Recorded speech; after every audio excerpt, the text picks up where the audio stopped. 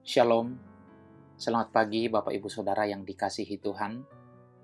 Saat ini kita akan membaca dan merenungkan firman Tuhan, namun sebelumnya itu mari kita berdoa.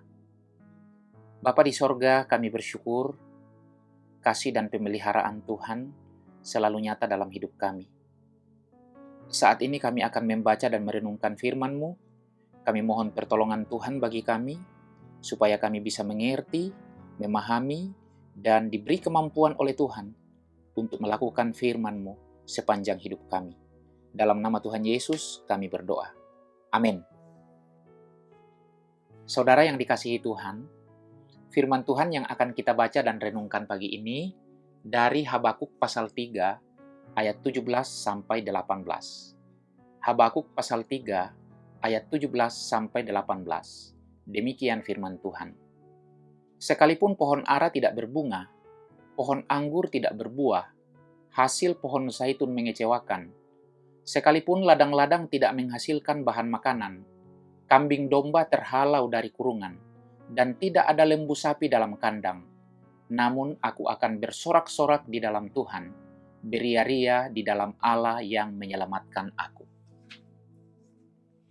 Tema renungan kita hari ini adalah menyikapi kemelut hidup. Saudara yang dikasihi Tuhan, Nabi Habakuk telah diberi penglihatan yang membuat dirinya sangat terguncang. Ia begitu gemetar karena berita-berita yang mengerikan bahwa Allah akan mendatangkan gerombolan orang Babel ke Yehuda, sehingga tubuhnya seakan-akan jatuh berkeping-keping pada saat itu di tempat itu juga. Tidak bisa diragukan bahwa Nabi Habakuk mengalami ketakutan yang luar biasa yang nyata dari pengaruh jasmani dan mentalnya. Namun Habakuk melihat sesuatu yang luar biasa dalam penyerahan diri seutuhnya kepada Tuhan. Aspek yang mengagumkan dari perkataan ini dan kenyataan yang membuatnya begitu berharga untuk diperhatikan adalah bahwa sekalipun ada semua trauma, Habakuk menerima karunia sukacita. Ini bukan sekedar ketabahan menghadapi hal-hal di luar kendalinya, tetapi lebih daripada itu. Sekalipun banyak tantangan, masalah dan berbagai macam hal yang ditakuti datang menghampiri, namun kita masih memiliki harapan di dalam Tuhan.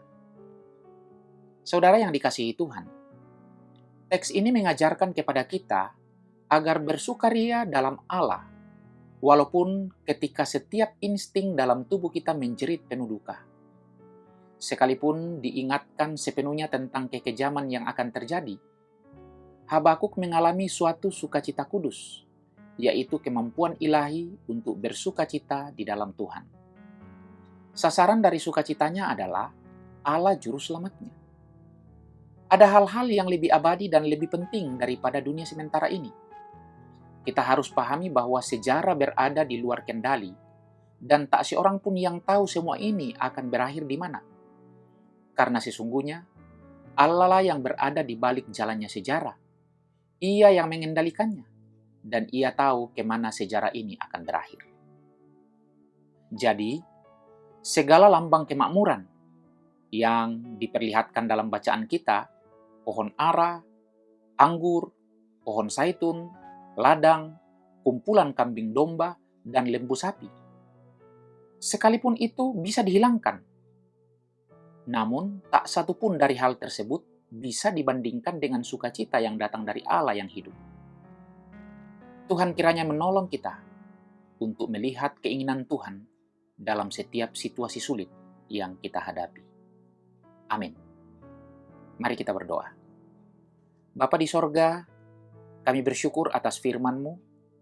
Kiranya Tuhan menolong kami dan memberi kemampuan kepada kami agar mampu menyikapi kemelut hidup yang terjadi di dalam kehidupan kami, supaya kami senantiasa memandang kepada Tuhan dan bisa memahami akan keinginan Tuhan dalam setiap situasi yang diperhadapkan kepada kami. Sertailah kami sepanjang hari ini, beri kekuatan dan kemampuan bagi kami. Dengar kami yang datang berdoa dalam nama Tuhan Yesus. Amin.